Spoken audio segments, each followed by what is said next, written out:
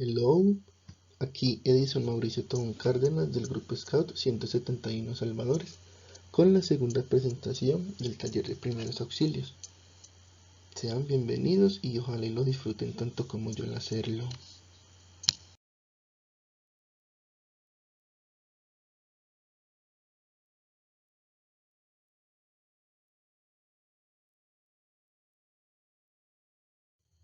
Bueno, pasemos al siguiente tema de las caídas y golpes. ¿Cómo se previene? Primero, teniendo un sitio bien iluminado, que se muestra con esta imagen de acá. Si hay buena iluminación, se evita cualquier tipo de accidentes en todas las personas de la familia. Segundo, no dejar a una persona menor, niño pequeño, en una superficie elevada. No importa cuál sea, ya que se puede caer y se puede golpear. También que previene accidentes, el orden. Enseñarle al niño de dejar las cosas guardadas, dejar todas las cosas en su sitio. Digámoslo, si son cosas que se apilen, entonces que estén en un lugar en el que no pueda alcanzar y que se le caigan encima. Enseñándole que todo debe estar en su lugar. Vamos a comentar acá un caso especial de una caída y un golpe. Dice, rotura de un diente. Cuando como consecuencia de un golpe se produce la rotura de un diente, conserva el trozo en la saliva del accidentado, en leche o en suero fisiológico, que es solución salina. Si se ha salido todo el diente, intenta volver a meterlo en el hueco que ha dejado, tocándolo poco y siempre por la zona que no encaja en la encía. Acude lo antes posible al dentista. Esto último no es muy recomendable, ya que las paredes de la encía están lastimadas. Entonces, si se le hace fuerza tratando de introducirlo nuevamente, se puede lastimar más. ¿Qué es lo recomendable? Es decir, como lo dicen al principio, conservarlo y acudir inmediatamente a urgencias odontológicas para que lo puedan reinsertar. Bueno, también sobre esto, hay que colocar barandillas altas y cierres de seguridad, por ejemplo en ventanas, escaleras, para que la persona menor no se caiga. Para limpiar el suelo, hay que utilizar productos que no lo vuelvan muy resbaloso, o en caso tal de que toque de esa manera, entonces que el menor no se vea afectado y esté en otro espacio de la casa. Es muy importante tener material antideslizante en el suelo del baño para evitar accidentes, no solo de las personas menores.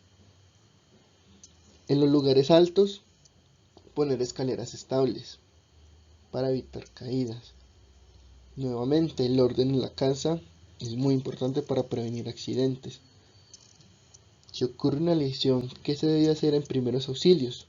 Las lesiones más habituales son las contusiones, las lesiones articulares, esguinces o luxaciones e incluso la fractura de algún hueso. La aparición de inflamación o hinchazón en la zona afectada indica que ha habido un traumatismo local interno, que suele acompañarse de dolor más o menos intenso, depende del tipo de accidente que sea. Como pauta general, tras la caída, si la víctima manifiesta un dolor acusado en la zona concreta y observa una deformidad evidente en la misma, no se debe forzar a mover, ni a ponerse de pie, si no lo puede hacer por sí mismo. Hay que mantener en reposo la zona afectada, sin moverla y aplicar frío local, y el envuelto no directamente para que no cause otro tipo de complicaciones. Para calmar el dolor, y depende de la intensidad de este, se debe considerar la necesidad de pedir ayuda al 123, para que sea ellos quienes valoren la posible gravedad de la lesión. Si la persona tras un golpe en la cabeza le sangra el oído, tiene vómito y pierde el conocimiento, hay que llamar inmediatamente al 123 a solicitar una ambulancia. O, si es más fácil, hacer un traslado inmediato hasta el sitio de urgencias. ¿Qué tipo de consecuencias se producen tras un golpe o una caída? Vamos a empezar con los esguinces. Los esguinces causan dolor, inflamación e impotencia funcional. Su tiempo de recuperación varía en función de la gravedad y lo crónico que sea la lesión. Se distingue entre esguinces leves, que ligeramente están simplemente distendidos, y esguinces graves, donde toda la parte afectada está completamente rota.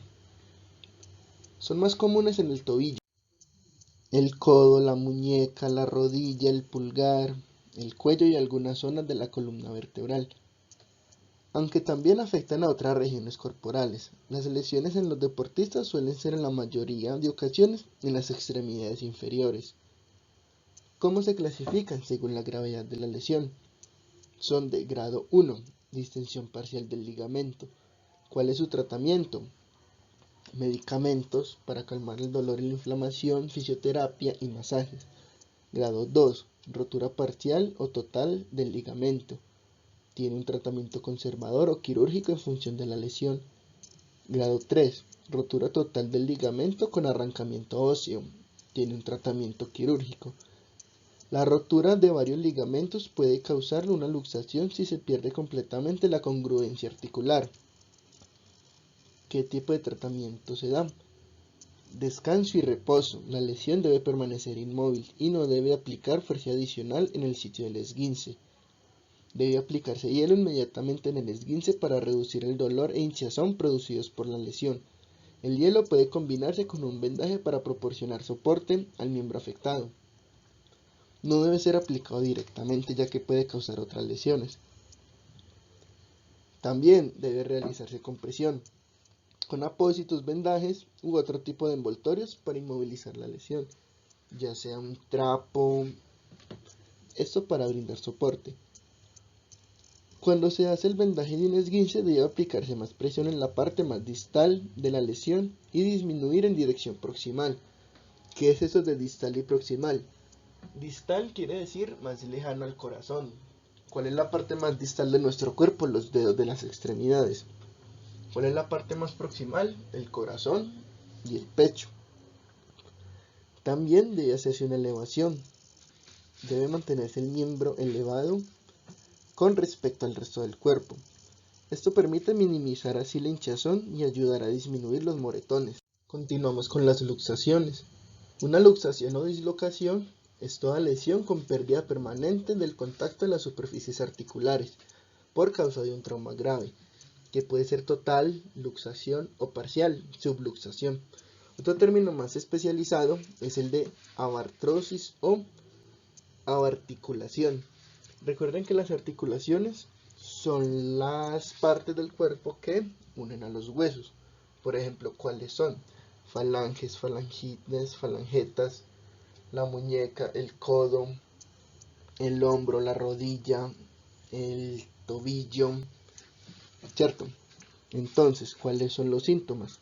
Dolor agudo, impotencia funcional inmediata y absoluta, aumento de volumen, deformidad. Tras la reducción se puede producir un daño a nivel neurovascular, que se compromete el nervio. Es posible que sea difícil diferenciar entre un hueso dislocado y una fractura. A menudo se habla de luxofractura, cuando no se sabe específicamente cuál fue la causa. Su periodo de recuperación puede llegar hasta los 6 meses. ¿Cómo se diagnostica? Se debe hacer una exploración radiológica en 2 planos, en la que se ve la pérdida de contacto permanente de las superficies articulares, total o parcial.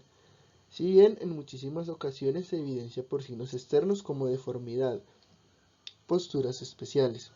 ¿Cuáles son los primeros auxilios que se deben brindar? Lo primero, inmovilizar la articulación afectada. Aplicar hielo sobre la zona de la lesión para producir analgesia, que es quitar el dolor. Reposo absoluto en la zona, no se deben hacer masajes por ningún motivo.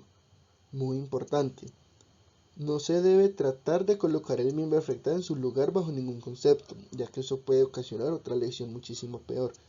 Ni tampoco se debe administrar ningún medicamento ni pomada, excepto si el médico lo prescribe.